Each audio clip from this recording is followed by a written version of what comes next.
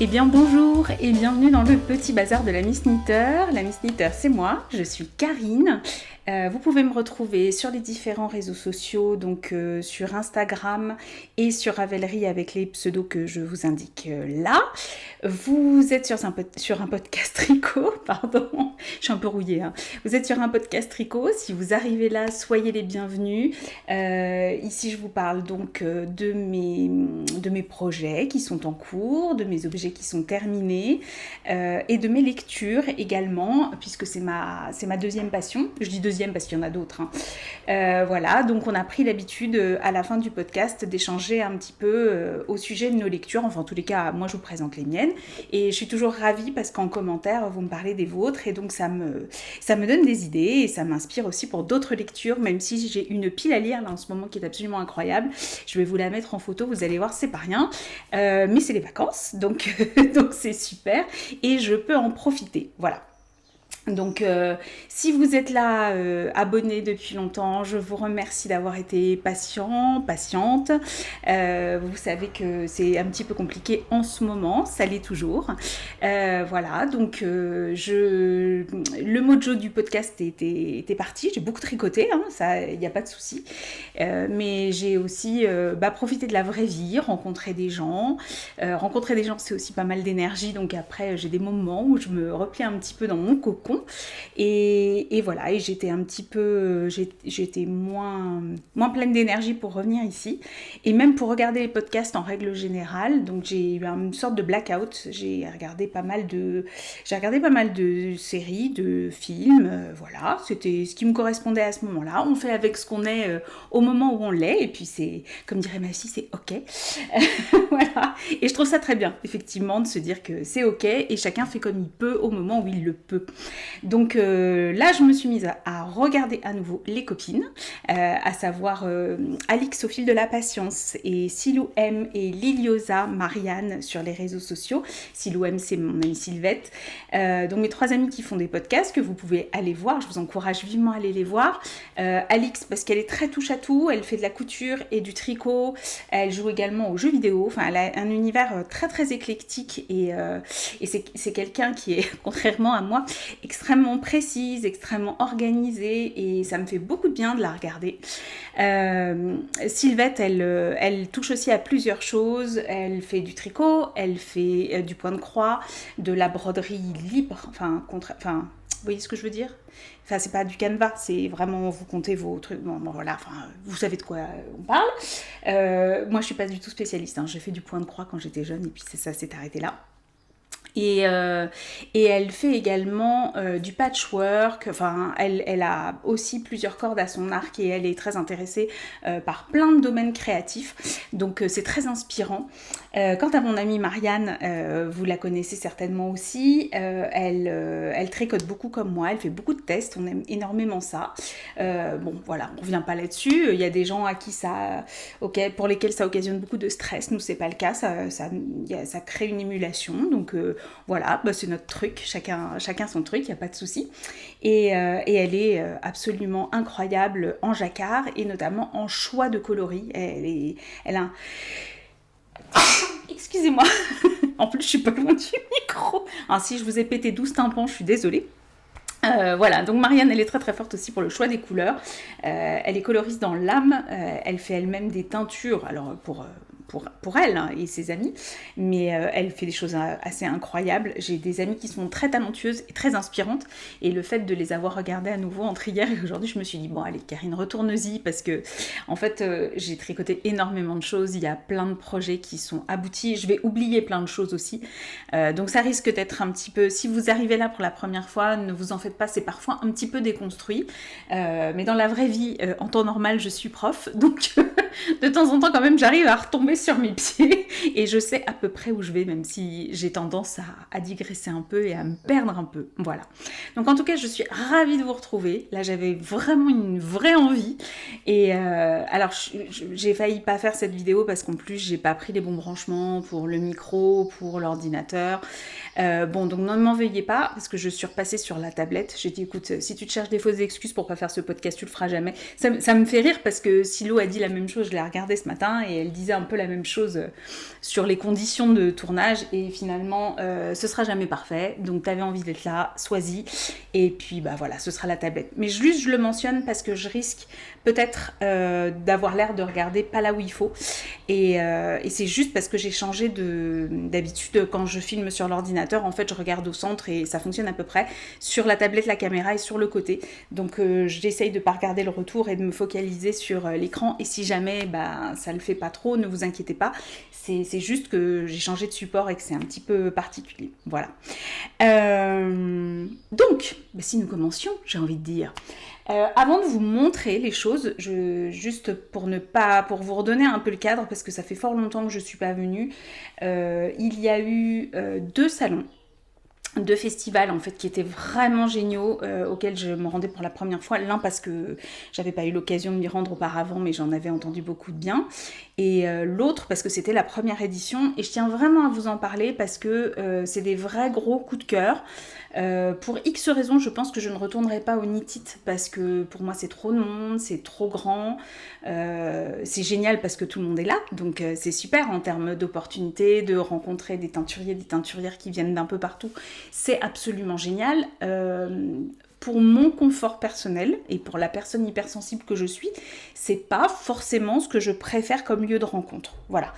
Et là, en fait, je vous parle de ces 2 festivals parce que bah, j'ai eu la chance de pouvoir m'y rendre. Je vous expliquerai pourquoi.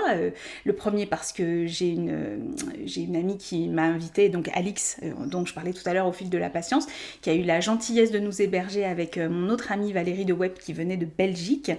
Alix, Valérie, Marianne, Silou, bien sûr, je vous embrasse très très fort, vous le savez, c'est la précaution inutile.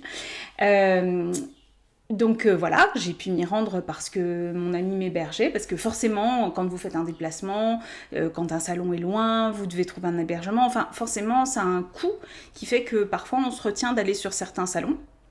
Et on va privilégier plutôt des gros événements comme le Knit It. Et très clairement, je pense que ma came, c'est plutôt d'aller dans des festivals qui sont plus... je sais pas comment dire, humble, je veux pas avoir du tout il n'y a pas de mépris dans ce que je dis, mais en tous les cas, qui privilégie des endroits où vous pouvez tricoter, où vous pouvez parler aux gens, où on n'est pas 350 000 sur un stand. Moi je sais qu'au Knit It, la seule fois où j'y suis allée, je suis passée 4 fois devant le stand de Atelier Émilie pour la saluer, parce que j'avais testé pour elle, voilà, je voulais simplement la saluer, et j'ai jamais pu arriver jusqu'à elle, donc j'ai réussi à la rencontrer au CSF un soir en nocturne, parce que ça commençait à se vider, mais bon voilà, voilà. Donc Knit at Motoko, donc, qui est un salon, un festival qui se déroule en Alsace. C'est absolument génial. Alors j'avais vu beaucoup de photos avec un espace dédié au tricot, avec des canapés, des fauteuils chinés à droite et à gauche, et des tapis hyper sympas. Ça donne une ambiance très très cosy, on peut se poser toute la journée. Il y avait 2 food trucks dehors, enfin vraiment excellent.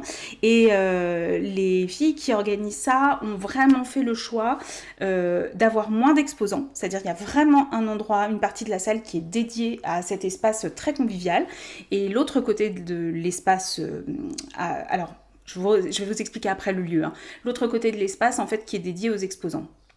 Elles pourraient faire le choix de réduire la partie conviviale et de donner plus de place aux exposants et de faire venir davantage d'exposants. Elles ne le font pas sciemment, et je trouve que c'est absolument génial. Voilà. Donc Knit at Motoko, je vais vous expliquer pour Motoko, parce que pour moi Motoko ça sonnait africain, enfin je sais pas pourquoi, la consonance, je trouvais ça, mais donc je ne connaissais pas l'histoire derrière. Donc ça se trouve dans les anciens bâtiments DMC, les filatures DMC, et qui ont été en fait reconfigurées, certaines réaménagées, reconfigurées pour plein de choses, plein de postes qui concernent la vie associative. Par exemple, il y a une radio locale qui est hébergée dans des bâtiments contigus, etc. Des ateliers d'artistes, enfin c'est vraiment un lieu exceptionnel, un peu indus, avec c'est les vieux bâtiments en briques, c'est super joli. Et Motoko, en fait, ce sont les initiales de More to Come. Voilà, donc c'était l'histoire, l'histoire était de réhabiliter un lieu, alors là ça prend tout son sens avec un festival de laine par rapport à DMC, mais il y a plein d'autres assos qui ne sont pas du tout en lien avec les arts du fil, qui sont hébergés dans ces bâtiments. Donc c'était vraiment très très chouette. Était présente, faisait des conférences, des ateliers Julie Nitz in Paris et Rilili. Alors Rilili, je ne la connaissais pas, je l'ai découverte à cette occasion. Julie Nitz in Paris, je la connaissais parce que j'avais déjà tricoté un modèle d'elle. Et j'en ai 2 autres encore dans mon viseur. Voilà, ça m'évitera de dire des bêtises. Et faut pas m'en vouloir, hein. Le cerveau, il est pas, pour le moment, il n'est pas là. Donc, on va avec ce qu'on a comme reste de vocabulaire. Voilà, donc j'en ai encore 2 dans le viseur, et ce sera notamment un projet d'automne. Je vous en ai déjà parlé de la Médusa Scarf, j'ai les laines pour. Donc voilà, je vous montrerai ça. Et donc Rilili qui est une personne absolument adorable, en plus charmante, vraiment une très belle femme j'ai trouvé. Elles étaient là pour faire des ateliers et le soir, parce qu'il y a une Knit Night, vous vous inscrivez au préalable en fait, et là c'est Alix qui a tout géré, elle a l'habitude, donc c'est d'habitude assez pris d'assaut, donc dès que l'ouverture des places a été annoncée, tout de suite elle a été s'occuper de réserver les places pour nous. Et on tricote ensemble le soir, vous amenez votre pique-nique, vous grignotez, voilà. Et puis le soir, elles avaient préparé un quiz et c'était super fun. Alors avec des petits lots à gagner et tout, mais c'est pas pour savoir qui gagne, ça n'a pas d'intérêt. Mais c'était vraiment absolument fantastique. Alors comme d'habitude, moi j'ai adoré l'ambiance. En plus, on a retrouvé des copines. Marianne est venue nous rejoindre, Julie est venue nous rejoindre avec sa fille. Enfin, c'était vraiment super et extra d'être là tout ensemble dans ce lieu, je vous dis, qui est juste improbable dans le sens où ça ne ressemble pas au festival que j'avais l'habitude de faire, de l'image des festivals qu'on se fait parfois. Voilà, là c'est un vrai lieu où on se pose, où on tricote, où on passe du temps ensemble, où on discute. J'ai rencontré les filles de Bretzlen qui sont absolument adorables, dont Martine, je ne veux pas dire de bêtises. Si je me trompe sur ton prénom, je suis absolument désolée parce que le problème, c'est quand on voit plein de monde dans ces moments-là, au bout d'un moment, on s'est revus d'ailleurs au Woolstock, donc je j'ai pas d'excuses, mais voilà, je crois que je ne me trompe pas, mais peut-être je me trompe et je m'en excuse si c'est le cas. Enfin, je présente mes excuses si c'est le cas. Voilà pour Knit at Motoko. Je vous montre pas tout ce que j'ai acheté, ce que j'ai acheté. Parce que j'aime pas, voilà, déjà parce que je me suis pas trimballée en vacances, là je suis sur mon lieu de vacances, donc je me suis pas trimballée en vacances avec mes derniers achats, mais juste, je vous en reparlerai, je pense, assez rapidement de Motoko et des achats que j'ai faits, parce que j'ai découvert un teinturier, Dark Omen, qui fait des choses absolument incroyables. Je lui ai pris un écheveau, et chez By Night, Nathalie, que vous connaissez bien évidemment, on ne la cite plus, tant elle fait des merveilles et surtout tant elle est adorable, c'est toujours un bonheur. Là on n'arrête pas de se suivre, on me dit mais c'est pas possible, tu me suis sur tous mes salons, et on s'est vu à Motoko et on s'est vu un mois après au Woolstock, donc c'était rigolo de se retrouver. Et je lui ai pris une quantité pull, du moins 3 écheveaux, et puis un autre, parce que forcément j'ai changé de couleur au dernier moment, hein. On s'appelle pas Karine avec un C comme chieuse pour rien, mais je lui ai pris donc 3 écheveaux pour faire un pull Saïga de Folie Ordinaire, alors dans une version cropped, donc je vous en reparlerai parce que ça je pense que j'aimerais bien le castonner au retour de vacances, en fonction de ce que j'ai sur mes aiguilles, voilà. Et puis j'ai acheté d'autres petites choses. Et j'ai découvert notamment, mince, je l'ai pas là, mais c'est pas grave, je vous en reparlerai de toute façon parce que j'ai gardé sa carte à la maison et je l'ai revue au Woolstock également, cette dame charmante. Donc j'ai pas le nom en tête, mais je vais vous le marquer. Peut-être pas là, mais peut-être au podcast suivant. Ne m'en veuillez pas. Ne pas taper s'il vous plaît. Elle souffle le verre et elle fait des marqueurs, elle fait des contre-rangs Et au début, j'hésitais parce que moi, alors, c'est pas que je ne suis pas soigneuse, je suis très soigneuse avec mes affaires, mais comme je suis un peu bordélique, toujours en retard, à oublier des trucs, à tout faire au dernier moment, les sacs à projet, parfois, ils valdinguent un petit peu. Et je me suis dit, alors Karine, comment te dire, un compte-rang avec des petites boules en verre, est-ce que c'est vraiment fait pour toi? Et la dame m'a dit, je vous assure, ça bouge pas, j'ai pas eu de retour par rapport à ça, surtout si vous le cassez, n'hésitez pas à me le dire et tout, charmante. Et puis moi j'aime bien faire travailler les artisans. Bon, je me suis dit, bon, allez, il était très beau, je l'ai pris vert. Et puis il est unique surtout, parce que toutes les petites billes de verre qu'elle fabrique sont uniques. Et effectivement, il est absolument pas fragile. Bon, je fais attention quand même, je m'amuse pas à le balancer contre les murs. Mais il tient vraiment le coup et c'est pas du tout un objet fragile. Elle est sur les festivals, elle vend en ligne. Donc je vous montrerai, j'espère que je vais retrouver son nom là d'ici le montage, parce que j'aimerais vraiment vous la faire connaître. Enfin, je suis pas du tout en train de vous dire d'acheter chez elle, enfin de vous forcer à acheter chez elle, mais si vous voulez faire un cadeau, ça reste une pièce qui est vraiment très originale. C'est pas juste de l'assemblage de breloques, c'est breloque au sens premier du terme, la breloque, le petit objet fantaisie, etc. Là, il y a une vraie création. Et j'ai trouvé ça super intéressant. Voilà. Donc ça, c'était la première chose. Et Motoko, et que vraiment, festival que j'ai vraiment beaucoup aimé. Et un mois plus tard se tenait le festival Woolstock sur Léman, organisé par Stéphanie d'une Maille à la fois et ses acolytes. Et alors là, non mais incroyable, parce que pour une première édition, franchement, elles ont fait un truc hyper pro, c'était fantastique. C'était juste fantastique. Alors moi j'avais prévenu mon amoureux parce que ça se trouve près de notre lieu de vacances en Haute-Savoie. Je lui avais dit, je te préviens, il y a un festival mi-juin, on y est, forcément. Donc, on y était, c'était prévu. Lui, 15 jours après, il faisait une course de VTT qui partait de Megève, la MB Race. Donc, c'était non négociable. Ok, on va faire la MB Race, mais... on va faire, c'est lui qui l'a faite. 100 km, 11 heures sur le VTT, c'est pas moi qui ferai un truc pareil, ça c'est certain. Donc, voilà, on savait qu'on serait au Woolstock. Je savais aussi que j'y retrouvais Coraline de Coraline Lumana Atelier. Et donc ça faisait ma joie profonde. Et alors c'était incroyable parce qu'on était habillées toutes les deux dans la même couleur, ce qui fait que quand je suis arrivée et quand elle était, je sais plus l'une ou l'autre, il y en a une des deux à qui on a dit cherche la couleur mauve, tu vas voir. Parce qu'effectivement, alors quand même, je vais vous parler de ce que je porte. Je porte le top Capri du style knitting que j'avais testé pour elle. Je vous en reparle après. Donc je portais ce petit top Rumba. Voilà. Alors le petit top Rumba, je vous explique. Vous savez, comme quand on était petit, je vais mettre des breloques justement au bout de mes high-cords là, parce que ça me rappelle tellement quand on était petite.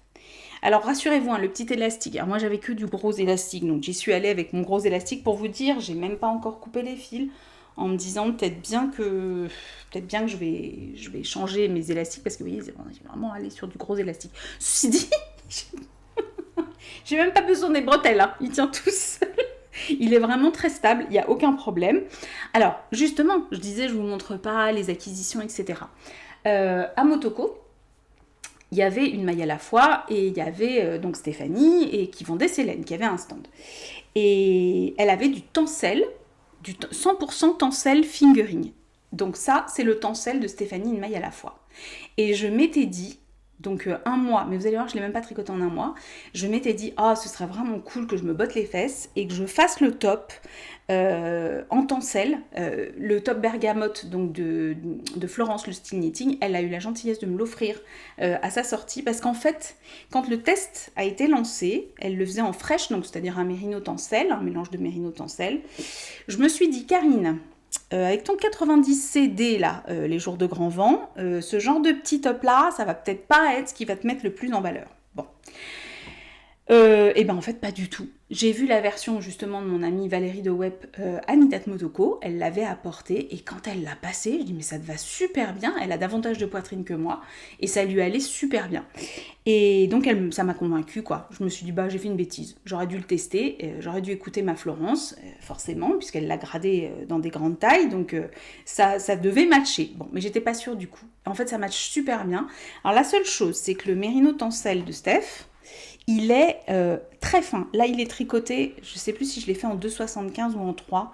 Cherchez pas la fiche projet sur Ravelry, je suis nulle quand c'est des projets perso, je les fais pas. C'est pas bien. Je sais, c'est pas bien. C'est pas bien, ça servirait le modèle, ce serait cool et tout. Peut-être je vais me botter les fesses pour en faire une petite quand même. Mais je sais plus ce que j'ai utilisé. Ouais, non, 3. J'ai fait la dentelle en 3,5 et j'ai fait le top en 3. Et le top en 3, donc moi je le porte sans soutien-gorge, hein. Le top en 3, et ben en fait heureusement qu'il y a le petit volant dessus parce que sinon vous voyez les nénés voilà, à travers. Donc, comme je l'ai porté au Woolstock, parce que j'étais super fière de le mettre au Woolstock, tout le monde me disait « Ah, la dentelle !» et puis levait le voile de dentelle. J'ai dit « Non, on ne lève pas le voile de dentelle. Et s'il est là, c'est qu'il a une raison, d'accord ?» Et effectivement, dans mon cas, parce que si vous le tricotez dans une base mérino tencel, comme c'est préconisé dans le patron, vous n'aurez pas ce problème.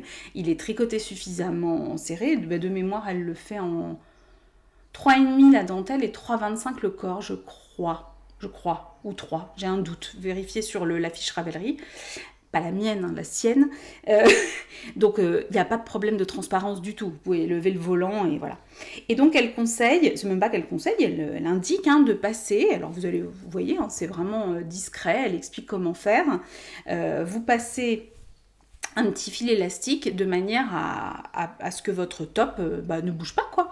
Et de ce fait, vous n'êtes pas serré par les I-cords. Souvent quand c'est l'i-cord qui soutient le vêtement fini, ça a tendance à cisailler ici, là. Enfin moi c'est mon cas, et c'est pas agréable. Là c'est pas du tout le cas. Alors pour la construction, vous commencez par la dentelle. De mémoire, montage provisoire, j'ai un doute, mais il me semble bien que si. Pas du tout montage provisoire. Ah, je ne sais plus. J'irai vérifier, puis je vous le mettrai là en dessous, si c'est montage provisoire ou pas. Et puis après, vous enquillez avec le corps. C'est-à-dire une fois que... C'est pour ça que ça doit être... Ah, peut-être... Si, montage provisoire. Et on fait un rang, et ensuite on fait un rang raccourci, on repart dans l'autre sens pour pouvoir tricoter tout le corps en jersey. Après, c'est du jersey en rond. La dentelle est super sympa à faire, vraiment pas difficile. Et puis après, vous reprenez au crochet pour faire la petite bordure en picot que vous faites aussi là. Je crois que c'est le plus long en fait, hein, les enfants. Voilà. Donc, mais sinon ça se fait très très bien. Et je l'ai fait en 1 semaine et demie. Taille 3. Voilà. Et j'adore. Alors, vous voyez, hein, quand je dis que j'aurais même pu baisser d'une taille d'aiguille pour les côtes. Bon, là, il n'est pas rebloqué, hein, je l'ai porté moult fois. Mais c'est super léger, c'est super agréable. Voilà, donc j'étais très contente de porter celui-ci. C'est le premier objet fini que je vous présente. Voilà. Donc le Woolstock, vous arrivez, vous êtes hyper bien accueillis, c'est super bien organisé. Il y avait des stands et de la même manière que à Nitat Motoko. En fait, je pense qu'elles avaient dû contacter, est-ce que c'était un troc de Lille ou Emmaüs, je sais pas du tout. Mais en fait, tous les meubles, les canapés, les fauteuils, vous savez, les fauteuils crapauds là et tout, en fait, c'était à vendre. Il y avait des... J'ai une photo, je vais la mettre... Ah, je l'ai peut-être supprimée, je sais plus. C'est Christelle qui m'avait prise en photo et derrière, elle avait marqué 40 €. J'étais à vendre sur mon fauteuil. Donc, elles avaient organisé ça aussi. Il y avait plein d'activités, c'était hyper sympa. Stéphanie, c'est quelqu'un de très très dynamique, hein, qui a une énergie, je sais pas comment elle fait, elle est absolument incroyable et ça se ressentait énormément en fait dans ce festival. C'était vachement sympa, il y avait beaucoup de monde. J'ai retrouvé Cécile qui tricote puisqu'elle avait un stand pour présenter ses modèles et les vendre. Il y avait Laine et Chaudron. Garance et compagnie, non, je crois pas. Je sais plus parce que j'ai beaucoup discuté en fait. Et de la même manière qu'à Motoko, je me suis posée, j'ai parlé avec des copines et tout. Et donc, il y a des stands où je suis pas forcément passée. Il y avait By Night. Il y avait Ouliette, il y avait... Bon bref, il y avait les chevaux solidaires, bon il y avait plein de monde, il y avait plein... Mais j'ai fait un tour, si vous avez regardé en story, en fait j'avais fait un tour, j'ai peut-être gardé cette vidéo, peut-être je la mettrai là. Il y a eu un concours de bobinage, oui parce que c'était très drôle, il y a eu un concours de bobinage à la main, il fallait trouver son binôme, celle qui tenait les chevaux et celle qui bobinait à la main, c'était terrible. Et il y avait 2 tatoueurs, non mais incroyable, qui faisaient des tatous flash, donc ça n'a pas loupé. Je suis souple, mais je suis pas bien sûre de réussir. Attendez. On va réussir. Vous le voyez là? Ouais. Si, je suis très souple, regardez. Voilà, c'est comme ça qu'il faut que je fasse. Je me suis fait faire une petite pelote avec le même tatouage que Christelle, Christelle Nitz sur les réseaux, que j'ai rencontrée au Woolstock et qui est une rencontre fabuleuse, je vais vous en reparler. On s'est fait tatouer la même chose. Coraline, qui est elle aussi très tatouée, bon, je pense que... Alors, j'allais dire, je pense que quand vous n'avez jamais fait de tatouage, vous vous lancez pas sur un truc comme ça. C'est pas vrai du tout, puisque Kali, je te fais un coucou spécial. Elle est repartie aussi avec son petit tatouage, donc non, c'est même pour les premières fois, c'était sympa à faire. Voilà, il y avait des petits flashs qui étaient prêts sur le monde du crochet et du tricot, et on pouvait se faire tatouer. Et j'ai trouvé ça absolument incroyable comme idée, quoi. Donc super, pareil, 3 food trucks dehors, ils avaient eu des prêts de plantes par une jardinerie, pareil, les petits arbres en pot étaient à vendre à côté des tables, c'était super bien organisé. Ils soutenaient, alors Motoko aussi, ils soutenaient une asso qui lutte contre les violences faites aux femmes, en tous les cas qui vient en aide aux femmes qui sont victimes de violences, donc les bénéfices du festival, je parle pas des exposants, du festival lui-même a été reversé à l'asso, et pareil pour Woolstock. En fait, Stéphanie, elle était en contact avec une asso de femmes touchées par les cancers, en règle générale, et par la thérapie par le cheval, une autre asso qui proposait une thérapie par le cheval, et les 2 assos travaillaient ensemble, et tous les bénéfices du festival étaient reversés à ces 2 assos. Donc c'était... Voilà, en plus il y a une bonne philosophie derrière ces deux festivals-là. Et donc le soir, on mangeait à nouveau, les food trucks étaient toujours présents, et ensuite, concert. Alors, 3 concerts différents. Il y avait les femmes de l'assaut contre le cancer, pareil, j'ai plus le nom en tête, mais je vais essayer de le retrouver, qui ont monté une chorale. Elle s'appelle les Optimistes, vous pouvez les retrouver sur toutes les plateformes, mais Optimistes, H-O-P-E, Optimiste, je sais plus.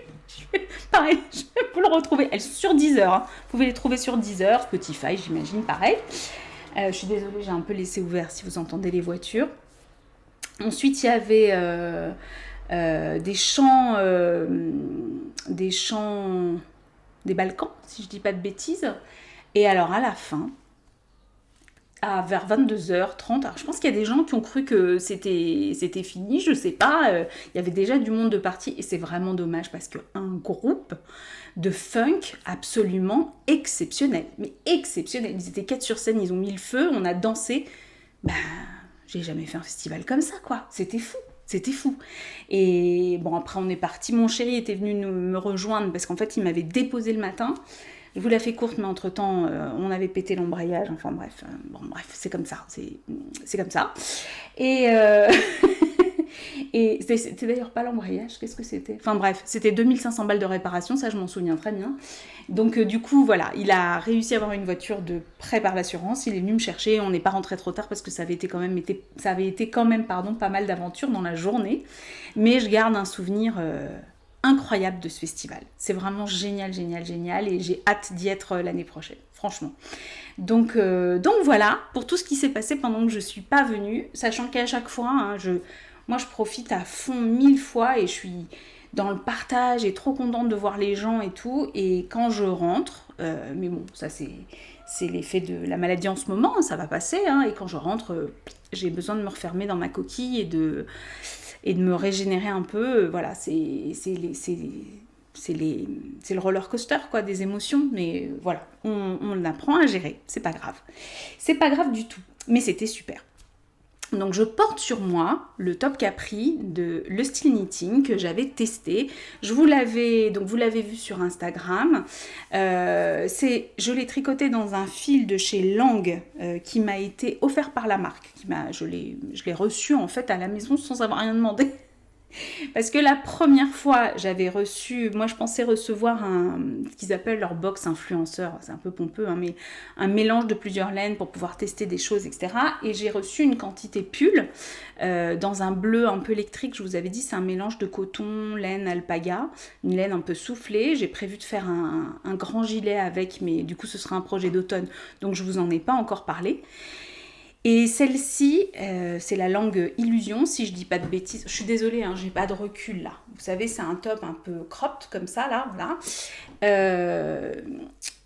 Que vous tricotez, donc c'est une grande mer de jersey avec toutes ces mailles-là.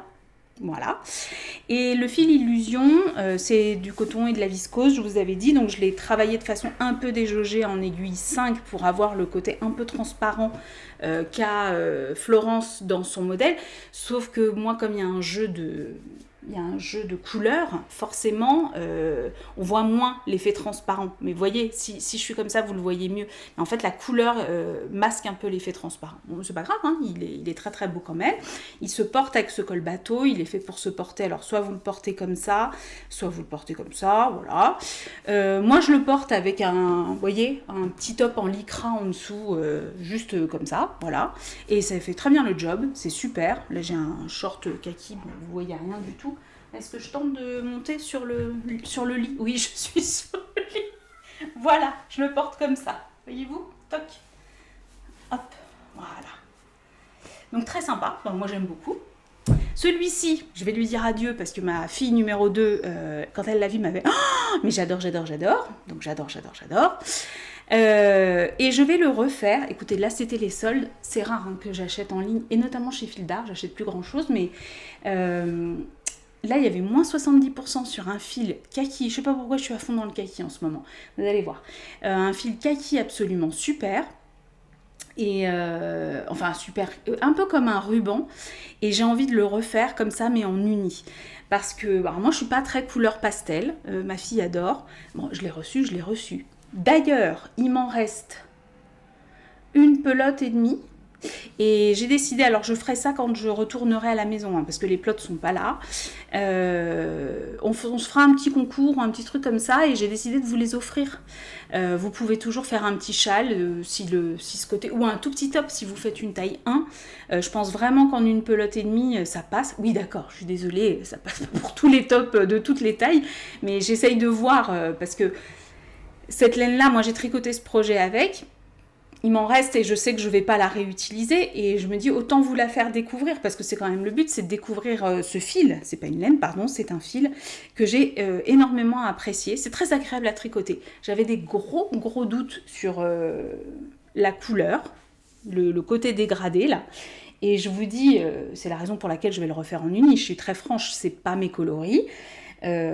Ma fille a adoré, bah, tant mieux, parce que ça va faire une heureuse. Elle est plus fine que moi, hein, donc il va vraiment être loose, mais elle adore. Donc une fois qu'on a fait, on a quand même des rangs raccourcis hein, pour former les épaules. Vous savez, on est chez Florence, hein, on ne fait pas de bêtes rectangles. Hein. Donc vous avez des rangs raccourcis pour la pente d'épaule. Vous avez un jeu de diminution ici, de rangs raccourcis de la même manière, pardon, pour façonner. Et puis, hop, là... vous reprenez des mailles le long de votre jersey. Ça, c'est pas du crochet. Moi, au début, j'avais compris que le point d'écrevisse, c'était ça. Mais pas du tout. Ça se fait au tricot. Très, très joli. Très, très beau à faire. Et là, vous faites la finition au crochet en point d'écrevisse. Alors, franchement, si vous n'avez jamais fait de crochet, c'est complètement accessible. Ne vous inquiétez pas du tout. Florence a mis des vidéos, mais vous voyez, ça finit très, très bien. Et je me dis, des fois, quand on a des tops accrus, ça peut faire vraiment une très belle finition.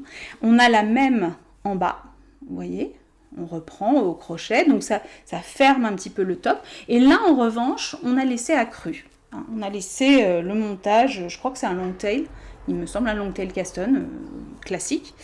Il me semble, je ne suis pas certaine. Et on a laissé accru, et c'est très joli. Voilà. Ça fait le... C'était volontaire, hein. Elle n'a pas fait le point d'écrevisse pour garder cette ligne accrue qui est très très sympa. Donc je vais le refaire dans ce fil dont je ne connais pas le nom, mais que je vous montrerai, enfin dont je ne me rappelle plus le nom, mais que je vais recevoir et je vous montrerai ce que ça donne. Voilà, voilà. Donc je risque de ne pas garder tout le temps parce qu'il fait fort chaud, même si j'ai laissé la fenêtre ouverte.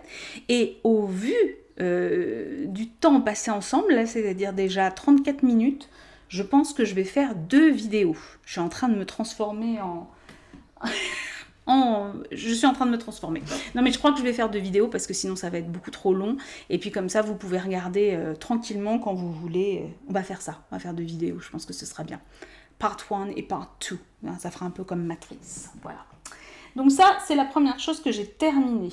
Je vous les fais dans l'ordre peut-être, on va essayer de les faire dans l'ordre. Je vais vous passer l'autre. Comme à la maison, hein. On est dans ma chambre. Le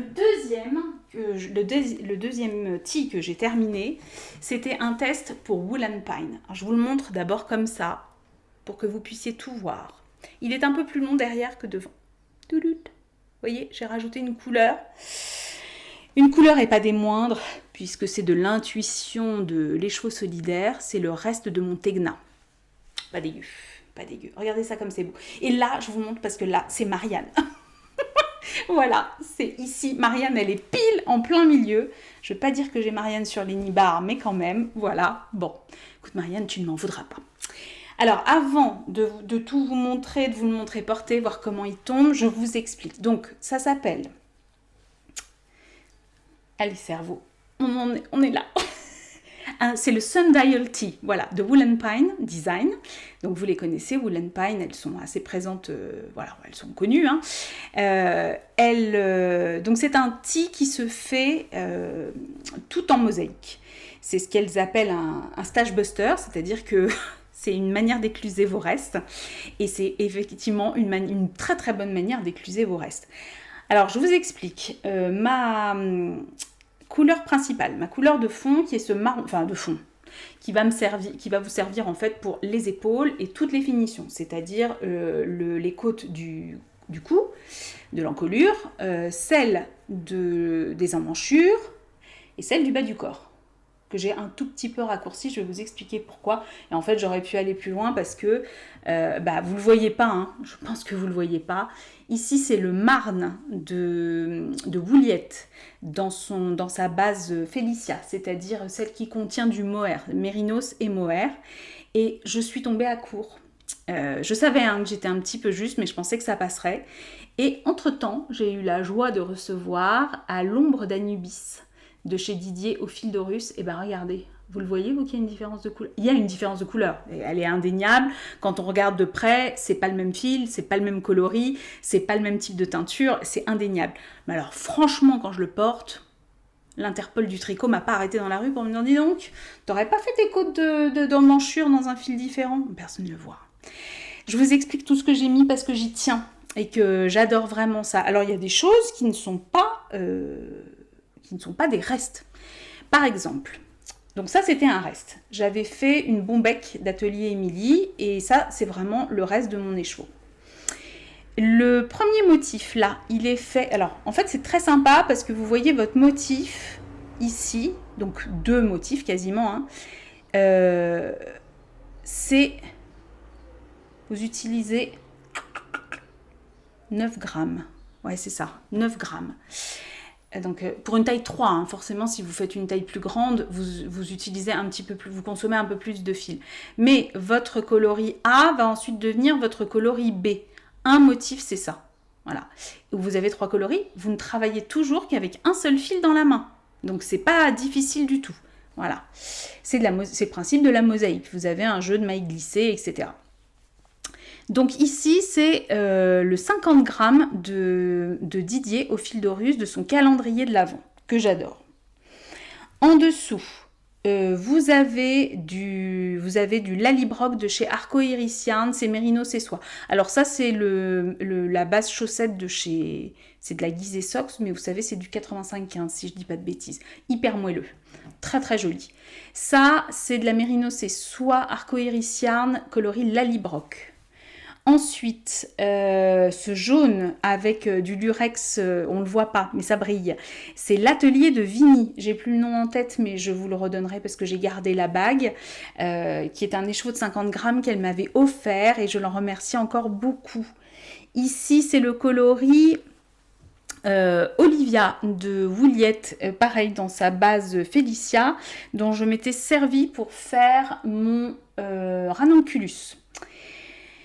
En dessous, c'est le vert, c'est un peu fondu, hein, mais en dessous, ici, là, vous avez un vert de chez Arco Irician qui est le coloris Air, E-I-R-E, que j'ai utilisé pour faire mon pull d'Eléonore Mortensen Art déco.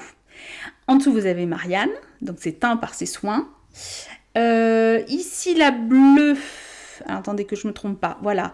Alors, cette bleue-là, cette bleue-là, cette bleue-là. Oui, cette bleue-là, les chevaux solidaires, base équinoxe, nager à contre-courant. Le petit canard, tout ça, tout ça.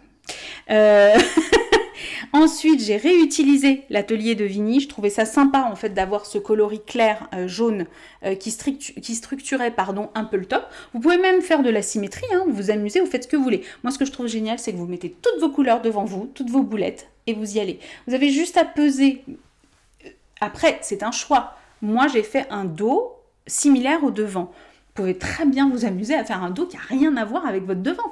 Donc, vous vérifiez que vous avez bien 9 grammes à chaque fois. Et vous êtes parti. La seule chose, c'est pour ce coloris principal. Mais encore une fois, hein, rien ne vous empêche de faire vos coudes dans des coloris différents. Ça donne une unité au projet. Bon, après, vous faites bien ce que vous voulez. Hein. Touc. Après, j'ai ce mauve. Ah oui. Ce mauve magnifique qui est de l'alpaga de chez Alpasso. Je l'avais utilisé pour faire une petite scarfe en brioche de Azagarnitz. Et ensuite, j'ai le fil que j'avais utilisé dans la base dans la base, c'est du steel knitting, ce bleu. Je l'ai utilisé pour mon gilet Harmon. J'ai plus le nom, je vous le remettrai. Et en dessous, là, c'est un mini de chez Malabrigo. Ah, je sais plus. Je crois qu'il m'a été offert par ma douce Amandine. Voilà. Et donc derrière, comme c'est un petit peu plus long, j'ai rajouté à la place du mini d'Amandine, parce que je n'avais que... Oui, c'est ça.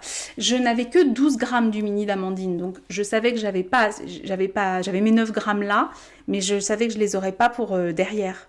Donc j'ai mis les chevaux solidaires, Equinox, Intuition, je vous avais dit, c'est le reste, un reste que j'avais de mon Tegna de Boylan Knitworks que j'avais fait. Voilà. J'adore ce top. J'adore. Parce que vous commencez par le haut, donc vous faites le devant et puis après vous faites le derrière. Et la seule chose que vous avez à faire, c'est une petite couture là en point matelassé. Ça se fait super bien. Et donc je vous le montre porté. Parce que quand même ça a de la gueule. Hop. Alors vous en faites pas, hein, là c'est une maille, il y avait un coloris plus clair. Enfin, vous voyez comme là c'est un peu plus clair dans la teinture du premier coloris. Oh, je l'adore. Voilà. Donc vous faites des rangs raccourcis un petit peu au début, mais vous n'avez qu'un seul fil, donc super pas compliqué.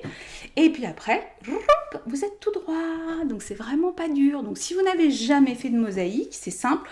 Alors moi en revanche, j'ai pas mémorisé. Hein. J'avais le truc sous les yeux tout le temps, voilà, et puis il m'est arrivé de défaire des fois quand je me trompais, mais très honnêtement, vous savez, la seule bêtise que vous pouvez faire sur la mosaïque qu'on a tendance à faire quand on n'a pas l'habitude, c'est de passer le fil devant au lieu de le passer derrière. Ça m'est arrivé une fois, je sais plus où, mais c'est visible. J'ai pas voulu rattraper, je sais plus où c'est par là. Je sais plus. Il y a un endroit où mon fil est passé devant. Tant pis, il est passé devant. Et puis c'est pareil, on m'arrête pas dans la rue. En revanche, on me dit toujours que j'ai un très beau pull. Parce que franchement, ça a de la gueule.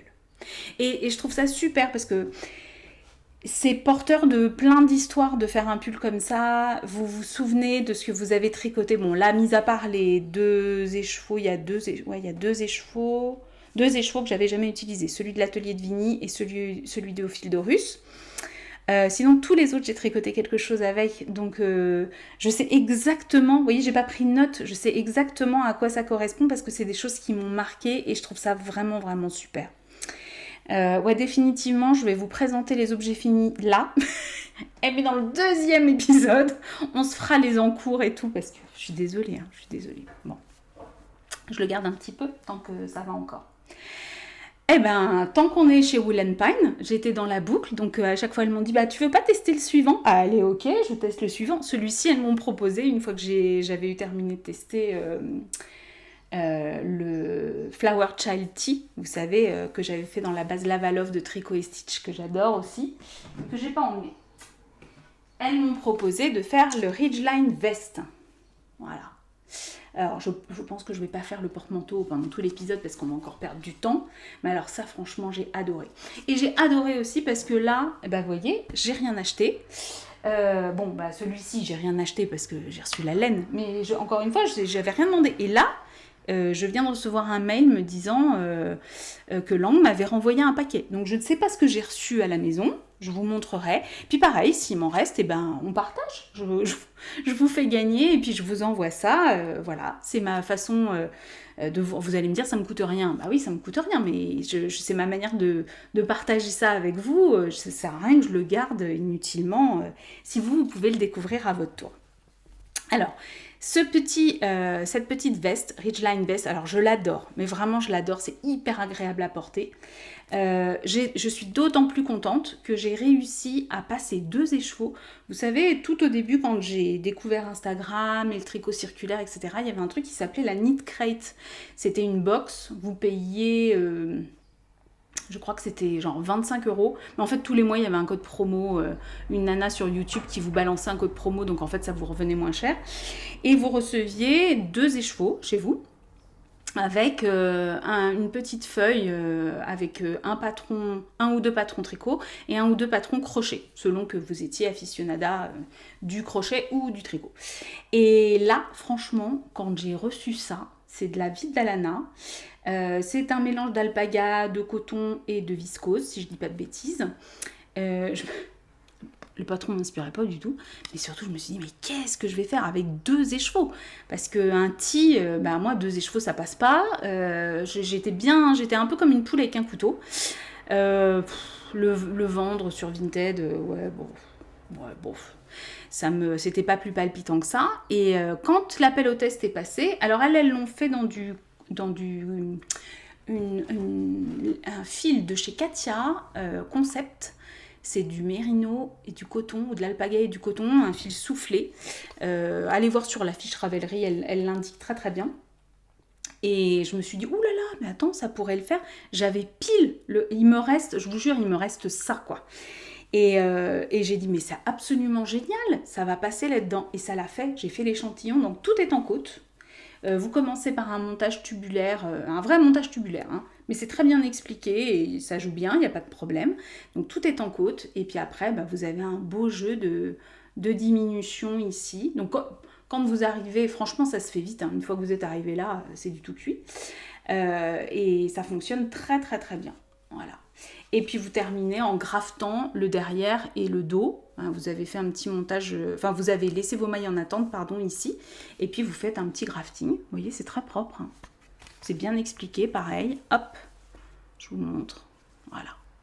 Alors moi, j'ai les coutures un peu déportées vers l'arrière. C'est pas prévu comme ça.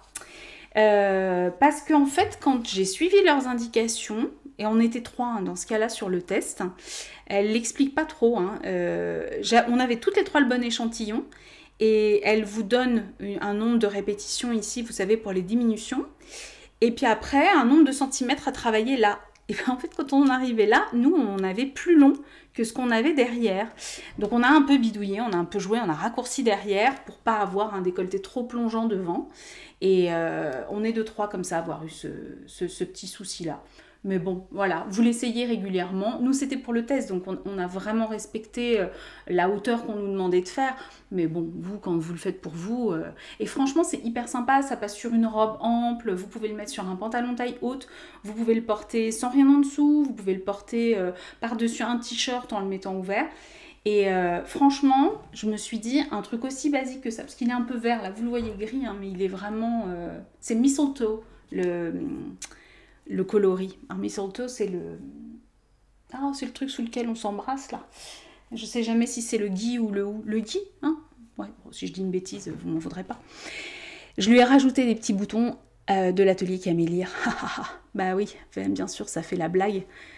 Quand vous faites un truc tout simple, pour le pimper un peu et vraiment lui donner une touche d'originalité, s'ils ne sont pas donnés, hein, les boutons d'atelier Camélire, mais bon, c'est du travail fait main, artisanal, les boutons sont uniques, et voilà, et je trouve que ça le fait, quoi. Enfin, c'est mon opinion et je la partage, hein, bien évidemment. Voilà. Ridgeline Vest de Woolen Pine Design. Et je suis encore à nouveau en train de tester pour eux. Je ne m'arrête plus, c'est-à-dire ils ont mis du temps à m'accepter dans leur test, mais maintenant je ne m'arrête plus. C'est pas de ma faute, hein. À chaque fois ils proposent un truc qui me plaît, donc tant que ça me plaît, je teste. Donc je vous remontrerai dans la deuxième vidéo ce que je suis en train de tester pour eux aujourd'hui, et qui est vraiment pas piqué des hannetons, qui est absolument magnifique. Dans les choses terminées, puis après je vous laisse, hein. Vous avez le droit d'aller manger, faire pipi, prendre une bière, ce que vous voulez. Je vous le montre très vite. Parce qu'il n'est pas encore prêt, les filles elles testent encore, ce qui est tout à fait normal, hein. Je sais pas ce qui m'a pris, d'habitude moi les tests, je note ma deadline, comme j'en prends plusieurs, je me les échelonne, et comme je me les échelonne, je suis souvent en train d'en terminer un qui est plus urgent que celui pour lequel je viens d'être prise. Donc souvent, les filles qui commencent à tester, si elles c'est leur seul en cours ou que c'est leur premier test du moment, elles sont à fond, et c'est normal, quand on commence à tester, on est hyper impatiente. Et en plus, je suis vraiment pas cool, j'en profite, parce qu'elles sont passées devant toutes les premières coquilles et tout, et quand moi j'arrive, j'ai pas besoin de redéfaire 20 rangs parce qu'il y avait une erreur. Vous voyez, la fille pas sympa. Là, on reçoit un peu le patron en avance. En fait, j'avais même pas tilté, le test devait commencer le 1er juillet, et on a reçu le patron le 27 pour commencer à le regarder et tout. Et en fait, de commencer à le regarder, on était 2-3, on a castonné direct, on avait fait nos échantillons. Pareil, j'avais la laine à la maison, donc j'ai pris dans le stage, j'ai rien acheté. Donc on avait fait nos échantillons, et on se lance, quoi. Et le truc est complètement addictif. Donc je l'ai commencé le 27, et le 2, il était au blocage. Vous voyez ce que je veux dire ? Le 2 juillet. Donc, officiellement, en fait, le test venait de commencer, moi j'avais fini. Bon, écoutez, vous allez voir, vraiment, c'est un truc qui est... Enfin, moi, je l'aime énormément. Alors, je ne vais pas le porter parce que je vous le remontrerai quand il sortira vraiment. Comme disait Alix, elle en parlait de ça dans un de ses précédents podcasts, parce que j'en ai rattrapé plusieurs d'un coup. Et elle disait, je le montrerai plus quand il va sortir, parce que sinon ça crée de la frustration. Les gens se disent, mais il est sorti, mais il est où ? Alors qu'en fait non, le test va se terminer fin juillet, et donc il va être mis à disposition fin juillet ou début août. Mais j'ai testé donc pour Woollette le Ice Tea, qui a été designé par Stitch & Bee, et qui se fait donc en mérinos tenu avec un fil de mohair et soie, aux aiguilles 5, 4,5 ou 5, j'ai fait ça en quoi ? Ah, ça vous saurez, parce que j'ai ma fiche Ravelry et tout, j'ai tout noté, ça, il n'y a pas de problème. Et qui est un peu sur le principe, je dis bien le principe, hein, c'est pas du tout la même chose que le Elton ou le, comment s'appelle l'autre, là on avait fait des cales, je l'ai commencé, je l'ai jamais fini, Corinne d'ailleurs, je sais qu'on doit le refaire ensemble, je t'embrasse, je te fais des gros bisous d'ailleurs, et je pense à Corinne parce que je vais lui offrir ce patron quand il va sortir, je la vois tellement dedans, quand je le tricotais, je me disais mais ce truc est fait pour Corinne. Le Rock Kitty, voilà, avec une alternance, vous savez, de bandes, on joue en fait sur la transparence du mohair, sauf que là les bandes de mohair et soie et mérinos sont plus importantes et que les bandes de mohair seules sont plus fines et qu'à chaque fois vous avez un jeu de points mousse entre chaque rayure, voilà. Donc moi je l'ai fait dans le coloris Starlet, alors là vous le voyez très rouge, en fait il est rosé, voilà, il est plus comme ça, mais je le cache et je vous le remontrerai un peu plus tard. Et je vais faire la même chose avec le dernier projet après. Hop. Dans la série des tests terminés, qui n'est pas encore sorti, patron qui n'est pas encore sorti. Alors je suis dégoûtée parce que avant de l'offrir à ma fille, j'avais fait une petite vidéo que je ne retrouve pas. Je ne sais absolument pas sur quel support j'avais fait cette vidéo. En fait, donc je vous mets la photo parce que je l'avais publiée sur Instagram, je vous la mets là. J'avais fait un petit Mifi. Alors Mifi, si vous ne connaissez pas, c'est un petit personnage emblématique en Hollande, un petit personnage de dessin animé, un petit lapin, donc avec des grandes oreilles blanches comme ça. Et très souvent, il est représenté dans les breloques et tout. Vous pouvez l'avoir comme un charme, vous savez, accroché à votre sac et tout. On représente que la tête avec les oreilles. Et puis on met, donc c'est les yeux et puis une petite croix qui signifie la bouche. Donc j'avais fait la petite mascotte comme ça, que vous pouvez accrocher à un sac pour l'anniversaire de ma Romane parce qu'elle est fan de Mifi. Et j'avais fait une petite vidéo avant de la lui offrir, avant de la lui empaqueter, de la lui offrir. Et je ne remets pas la main sur la vidéo. Bon, écoutez, je suis désolée. Donc c'était un patron qui était sorti, donc un patron de Saskia & Co, Mifi. Il s'appelle juste Mifi. Donc je l'avais acheté quand il était sorti. Et puis peu de temps... Alors très gentiment, elle est fan elle-même de Mifi. Et elle m'avait envoyé un message en me disant... est-ce que vous pouvez m'envoyer la photo de Mifi? Je collectionne toutes les photos des petits Mifi réalisés et tout. Donc bah oui, je lui envoie ma photo avec plaisir. Et je lui dis, j'en profite pour vous dire que d'ailleurs j'ai candidaté sur votre appel au test parce qu'elle a fait la Mifi Pouch, c'est-à-dire un petit sac Mifi brodé dessus. Un petit sac tout bête, hein, mais brodé. Regardez la merveille. Alors, même chose, ravie parce que je n'ai rien acheté. J'avais un reste de fil d'art, je ne sais plus comment elle s'appelle, doucette, bouclette. Je vous redirai ça, hein. Pareil, ce sera sur la fiche, j'ai tout bien noté. Vous tricotez ça en 5, je vous raconte même pas la rapidité du truc. Voilà. Et de mémoire, vous commencez par les côtes. Vous allongez, vous mettez en attente, vous faites la même chose de l'autre côté et ensuite vous faites un grafting entre les deux côtés. Voilà, c'est ça. Et puis ensuite vous reprenez quelques mailles, high cord. Vous pouvez changer la longueur du sac, hein. Moi je l'ai fait... Alors, j'ai fait exactement ce qu'elle a dit, c'est-à-dire des anses de 15 cm. Mais vous verrez dans les versions des testeuses, il y a des filles qui l'ont fait avec des anses beaucoup plus grandes. On fait comme on a envie, quoi. Et j'ai à nouveau brodé avec au fil de russe. Il est partout, à l'ombre d'Anubis. Voilà, ça m'a servi à faire ma petite broderie. Voilà. Donc, ma Romane le sait, hein, donc là, je peux le montrer. Et je lui dis, regarde, j'ai accepté ce test-là et tu auras une petite pouch assortie à ton... Elle pourra accrocher son petit Mifi ici. Petit Mifi que je lui avais fait d'ailleurs en fil de russe avec la base Thèbes nébuleuse dont je vous avais parlé puisque j'avais fait le sample comme ça, il me restait une petite balle du sample et je l'ai fait avec ça, voilà. Donc petit Mifi de luxe et sachez que je remplis toujours, toujours, j'en ai fait 2, 3. Quand j'ai fait l'écureuil de Mouche et ses amis pour mon amie Marianne pour son calendrier de l'Avent et là le petit Mifi, en fait moi je garde tout, à chaque fois que je rentre mes fils, que je coupe, etc., je garde tous mes bouts de laine, tout le temps. J'en ai un sacré paquet, hein. Et en fait, c'est ma bourre pour les petits animaux ou les petits personnages comme ça. Et j'avais très peur que sur le Mifi, ça se voit parce que il était blanc. Alors, j'ai pas mis du noir dedans, hein. J'ai essayé de prendre des coloris un peu clairs, mais j'en tricote pas si souvent que ça, des coloris clairs. Et ça se voit pas du tout. Ça passe nickel. Donc, vous pouvez faire ça sans aucun problème. Voilà, voilà. Mifi Pouch, qui devrait pas tarder à sortir. C'était un test... assez rapide. Enfin, moi, je l'ai fait, je sais pas, en 2 jours, hein, je l'ai fait tout de suite. J'ai procrastiné pour la broderie, parce que j'ai toujours peur de me louper. Ouais, j'ai fait au mieux, hein. Mais je voulais pas lui mettre des yeux en plastique, je voulais vraiment broder. Sauf que là-dessus, sur la bouclette, c'est pas évident. Donc, j'ai fait au mieux, voilà.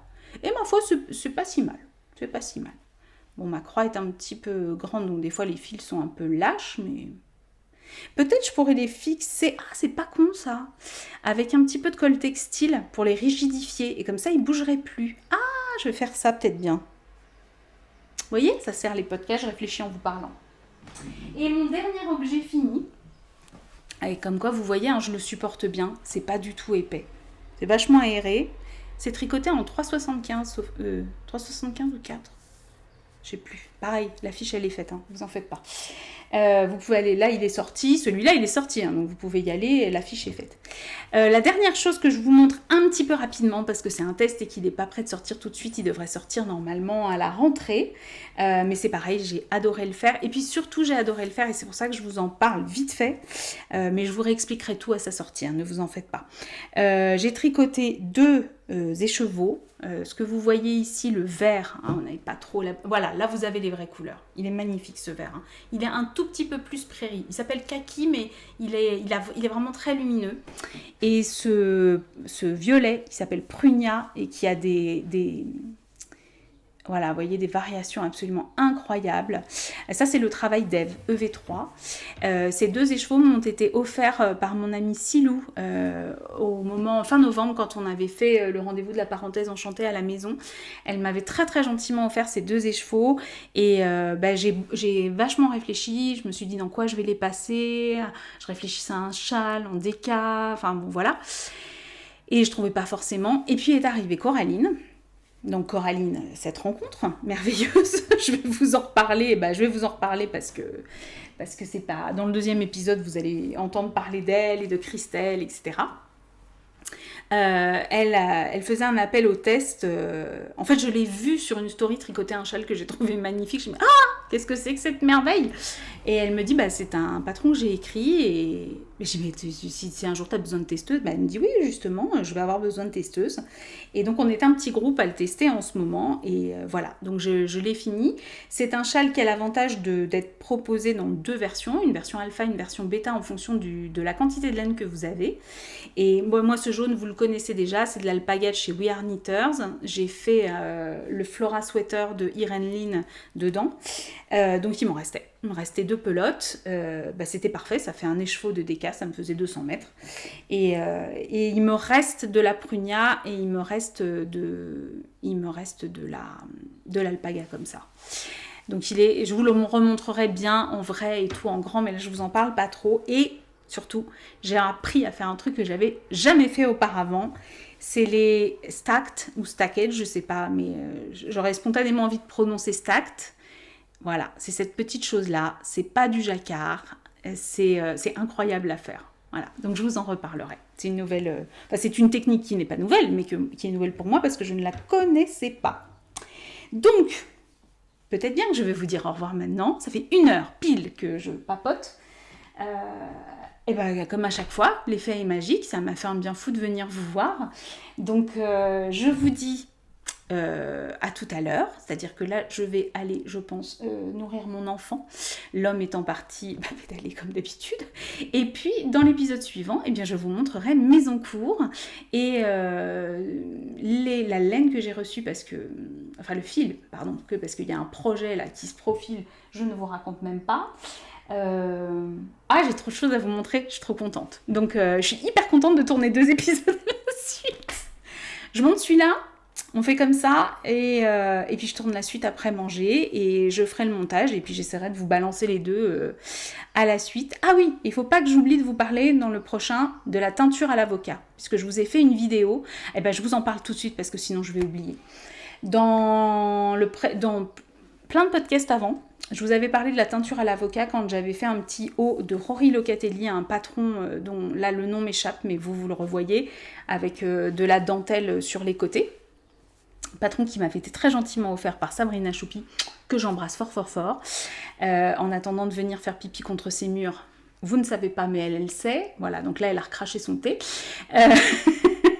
Et donc ce patron de Rory Locatelli, je l'avais fait dans du coton pimat chez We Are Knitters que j'avais teint moi-même à l'avocat.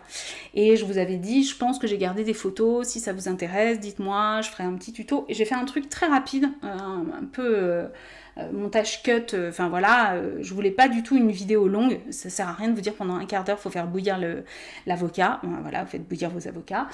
la peau, hein, pas l'avocat tout entier, hein, on se rassure. Mais bref, de toute façon, tout est expliqué. Je vous le mets là, le lien. Vous n'avez plus qu'à cliquer si la vidéo vous intéresse. Parce qu'en fait, vous ne l'avez peut-être pas vu si vous n'avez pas... certaines et certains sont abonnés à ma chaîne et activent la petite cloche pour avoir une notification quand je sors un épisode. Mais si vous n'êtes pas sur Instagram et que vous n'avez pas activé la petite cloche, vous ne savez pas forcément que j'ai sorti un épisode. Là, c'était donc un hors-série sur la teinture à l'avocat. Donc, je vous mets le lien là et vous pouvez cliquer dessus si ça vous intéresse. C'est très rapide, hein. La vidéo, elle fait, je sais pas, même pas 3 minutes, je crois. J'ai vraiment fait un truc super rapide. Si ça vous intéresse, vous pouvez aller voir ça. Voilà. Je vous embrasse fort, très très fort, et je vous dis à tout de suite. Bisous!